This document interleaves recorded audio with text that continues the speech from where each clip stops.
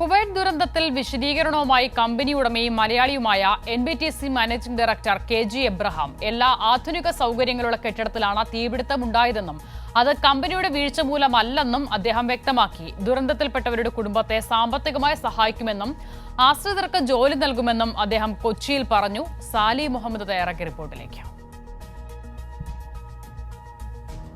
3 കാര്യങ്ങളിലാണ് KG Abraham വിശദീകരണം നൽകിയത് ഇന്നത്തെ വാർത്താ സമ്മേളനത്തിൽ. ഒന്ന്, ഇതെങ്ങനെയാണ് ഈ ദുരന്തം സംഭവിച്ചത്.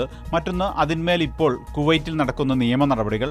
മൂന്നാമത്തേത്, ഈ കുടുംബത്തെ എങ്ങനെ കമ്പനി സഹായിക്കാൻ സംരക്ഷിക്കാൻ ഉദ്ദേശിക്കുന്നു. വളരെ വികാരാധീനായി തന്നെയാണ് അദ്ദേഹം വാർത്താ സമ്മേളനം തുടങ്ങിയത്. അതിൽ അദ്ദേഹം പ്രധാനമായും വിശദീകരിച്ചത് എന്താണ് അവിടെ സംഭവിച്ചത് എന്നുള്ളതാണ്. ഈ ഗാർഡിൻ്റെ സെക്യൂരിറ്റി ജീവനക്കാരൻ്റെ റൂമിൽ നിന്നാണ് തീ പടർന്നതെന്നാണ് മനസ്സിലാക്കുന്നത്. രാത്രി എല്ലാവരും ഉറക്കത്തിലായിരുന്നു. AC സെൻട്രലൈസ്ഡ് AC ഉള്ള ആധുനിക സൗകര്യങ്ങളുള്ള കെട്ടിടമായിരുന്നു. സെൻട്രലൈസ്ഡ് AC വഴി പുകയും മറ്റും മുറികളിലെത്തി.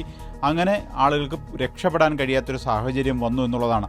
ഗാഠമായ ഉറക്കത്തിലായിരുന്നു. അല്ലായിരുന്നുവെങ്കിൽ, ഇപ്പോൾ പകലായിരുന്നുവെങ്കിൽ ഒരാൾ പോലും മരിക്കില്ലായിരുന്നു എന്നാണ് അദ്ദേഹം ഇതേക്കുറിച്ച് വിശദീകരിച്ചത്.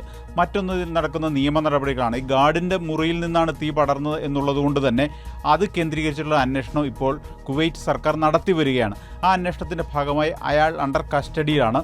ഈ കെട്ടിടത്തിൻ്റെ ഉടമ എന്ന് പറയുന്നത് അവിടുത്തെ ഒരു വംശജനാണ്.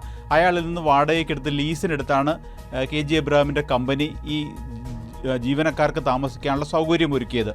അതുകൊണ്ട് തന്നെ ആ കമ്പനി ഉടമയുടെ സഹോദരനെ ചോദ്യം ചെയ്ത് വിട്ടയച്ചിട്ടുണ്ട് അവിടുത്തെ പോലീസ്. ഏതായാലും അതിൽ അന്വേഷണം നടക്കുകയാണ്. എന്ത് അന്വേഷണം നടന്നാലും അതുമായി എല്ലാം സഹകരിക്കും, ഒരിക്കലും ഒളിച്ചോടില്ല.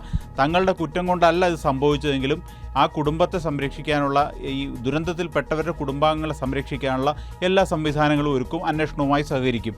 ഇനി കുടുംബാംഗങ്ങൾക്കുള്ള ധനസഹായം സംബന്ധിച്ച് അദ്ദേഹം പറഞ്ഞത്, ഇതിനകം തന്നെ എല്ലാ വീടുകളിലും 25,000 രൂപ ഈ മരണാനന്തര ചടങ്ങുകളുമായി ബന്ധപ്പെട്ട് ഉടൻ തന്നെ എത്തിച്ചു കൊടുത്തു.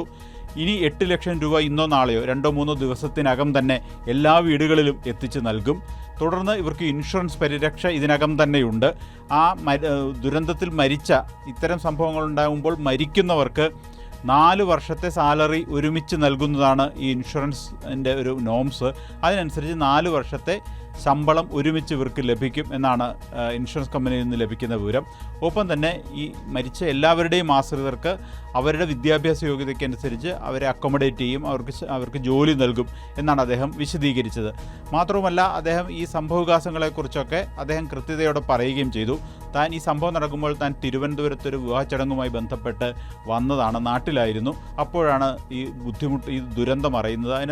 അതിനെ തുടർന്ന് തനിക്ക് വലിയ വിഷമം, ബുദ്ധിമുട്ടും ശാരീരികവും മാനസികവുമായ പ്രശ്നങ്ങളുണ്ടായി. അങ്ങനെ താൻ വളരെ ദുഃഖിതനായിരുന്നു.